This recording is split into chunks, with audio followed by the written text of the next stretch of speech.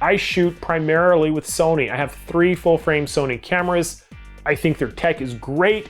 It has some rough edges, but for the most part, Sony is innovating at a pace that we wish Canon would have been doing since 2010. We just haven't seen. So they're very aggressive, but I also feel their philosophy is putting out tech that's not completely polished, for example. I've never made a Canon camera overheat. That's a really good example, but I've done it with every single Sony camera I've owned. The rack zoom issue. Basically, it means that when you're sports shooting on a high frame burst, if you're zooming in, you are going to drop focus. It's one of the biggest focusing problems I've seen with Sony cameras. DSLRs don't have that issue.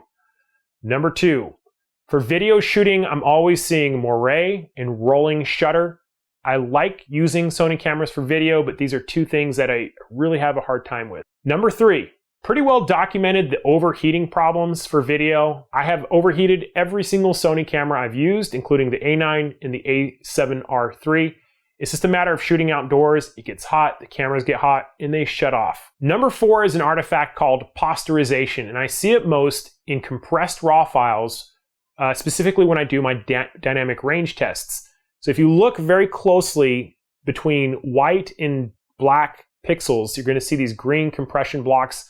It has something to do with the compression algorithm 11+7 delta. Number 5, documented by astrophotographers, is this phenomenon referred to as star eating. I'll put that link in the description. Under certain circumstances, the stars disappear as part of a noise cleanup, and I know Sony's attempted to address this. Number 6, not necessarily limited to Sony cameras, is banding with electronic shutters under certain LED lights. Just know if you have this idea of shooting with electronic shutter, you may run into this problem. Number 7, 12-bit RAW and continuous burst shooting. Something that I think is happening here is Sony's trying to save the write speed or a certain amount of information when they're shooting high frame rates to get them downloaded to the card faster. And one of the strategies they've been using for years is to lower the bit color of the RAW file from 14 to 12, so you're not getting as much color when you're on a high frame burst shooting RAW. Number 8, Sony cameras definitely have a problem with their buffer lag. It's essentially how long it takes for the camera to write images to the memory card. So if you're shooting with an A9 or an A7RIII at a high frame rate, you're not going to be able to flip it over to video and record very quickly until it clears.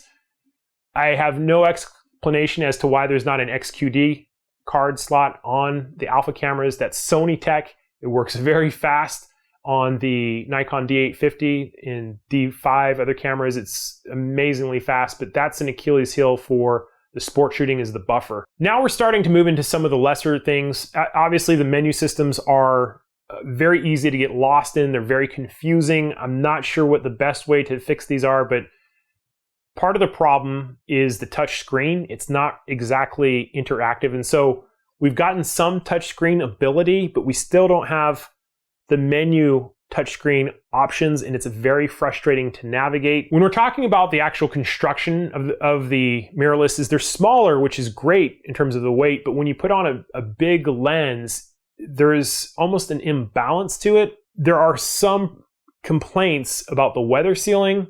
It's not as weathered sealed as a Canon or a Nikon, and I had a problem with my A7R II, just carrying it in my camera bag, rubbing on the camera bag, it actually wore off some of the corners, okay, the paint.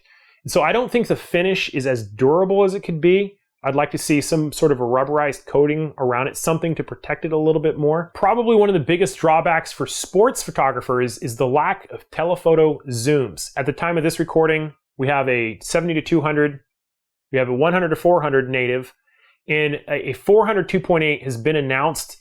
But other than that, we don't have any telephoto primes or anything else in terms of reach. There's also reports of filter stack issues, which makes it harder to clean the sensors, possibly damaging them. You got to be really careful to avoid that. So I know that probably feels like I'm ripping on Sony cameras, but I'm really just putting it out there for the benefit of the viewer. But in any event, I hope that helps you guys make an informed buying decision for your new Sony Alpha camera. Thank you guys for watching, and I'll see you next time.